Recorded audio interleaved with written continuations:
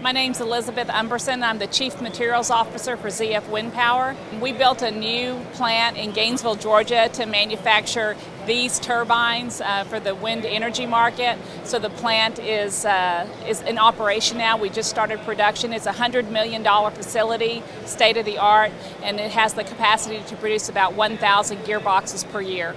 Currently, we have 150 people. We would like to employ more. Our target is 250 people, but the additional 100 people right now are on hold until we get a more stable economic environment to operate in. The expiration of the production tax credit at the end of this year has had a very negative effect on our orders and our backlog. The PTC has a huge effect. I think that one of the things that the wind industry has struggled with is the boom and the bust cycle of the PTC. One year we have it, the next year we don't have it.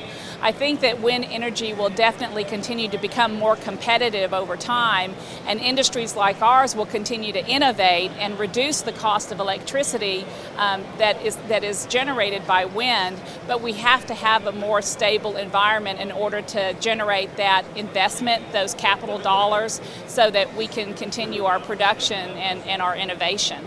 So this gearbox is a good example. This is a 2 megawatt gearbox. It should be the most reliable gearbox in the industry today. Typically, a wind turbine gearbox should last 20 years. In that 20-year lifetime, gearboxes have to replace twice or maybe even 3 times. Our gearbox should last the entire time. It also has a better weight ratio for the amount of input torque that it can handle, and it has the ability to be serviced up tower, not only the high-speed stage, but also the second stage, the intermediate stage. So that reduces total maintenance costs and then over time the lifetime cost.